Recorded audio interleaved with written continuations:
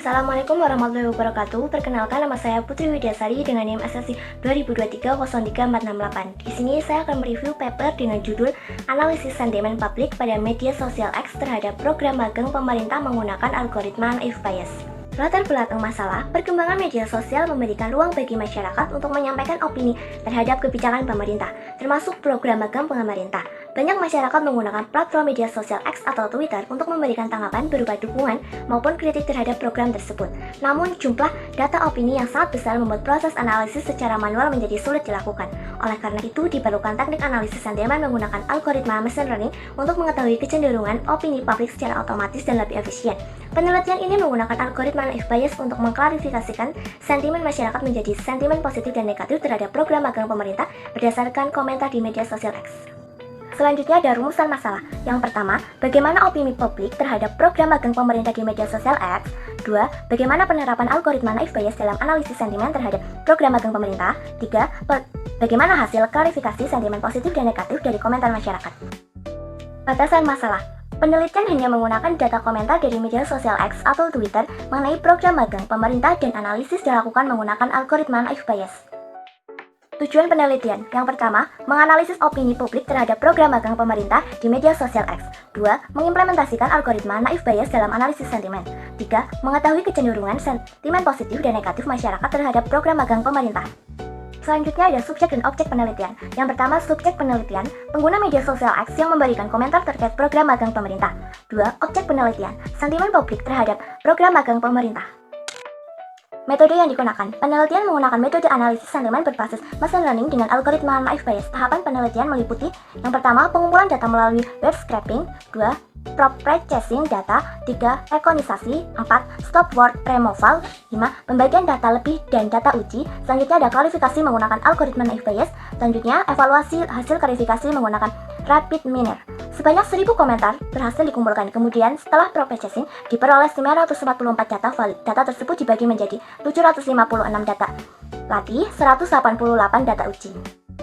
Selanjutnya ada hasil utama penelitian. Hasil klarifikasi menunjukkan bahwa 52,3% komentar memiliki sentimen positif, 47,7% komentar memiliki sentimen negatif. Dari 188 data uji, 108 komentar dikategorikan positif, 80 komentar dikategorikan negatif. Hasil tersebut menunjukkan bahwa opini masyarakat terhadap program magang pemerintah cenderung positif, meskipun masih terdapat cukup banyak kritik dari masyarakat.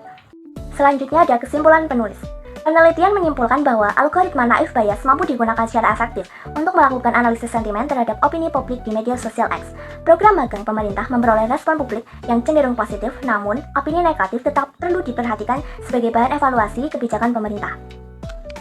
Selanjutnya ada analisis permasalahan. Penelitian ini relevan dengan perkembangan teknologi informasi dan media sosial saat ini. Media sosial menjadi sarana masyarakat dalam menyampaikan opini terhadap kebijakan pemerintah, termasuk program magang pemerintah. Banyaknya komentar membuat analisis manual kurang efektif sehingga diperlukan metode otomatis menggunakan machine learning untuk mengelompokkan opini publik.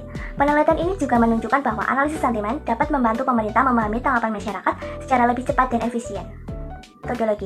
Metode Naive Bayes yang digunakan sudah sesuai untuk analisis sentimen teks. Tahapan pre-processing seperti rekonisasi dan stop word removal membantu meningkatkan kualitas data sebelum proses klarifikasi. Penggunaan web scraping dan rapid miner juga membantu proses pengumpulan serta pengolahan data menjadi lebih sistematis. Namun, penelitian masih memiliki beberapa keterbatasan. Yang pertama, hanya menggunakan satu algoritma klarifikasi. 2. Data hanya berasal dari media sosial X. 3. Tidak dapat dikategorikan sentimen netral. Analisis hasil dan pembahasan. Hasil penelitian menunjukkan bahwa sentimen positif lebih dominan dibandingkan sentimen negatif. Hal ini menunjukkan bahwa sebagian masyarakat mendukung program magang pemerintah meskipun masih terdapat kritik dari masyarakat. Penelitian berhasil membuktikan bahwa algoritma Naive Bayes dapat digunakan dengan baik untuk klarifikasi sentimen teks berbahasa Indonesia. Kontribusi ilmiah atau novelty dan signifikansi.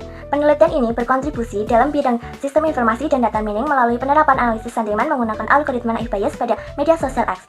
Kebaruan penelitian terletak pada penggunaan data opini publik dari media sosial untuk mengevaluasi tanggapan masyarakat terhadap program pemerintah. Penelitian ini juga bermanfaat sebagai bahan evaluasi kebijakan pemerintah dan referensi penelitian analisis sentimen selanjutnya.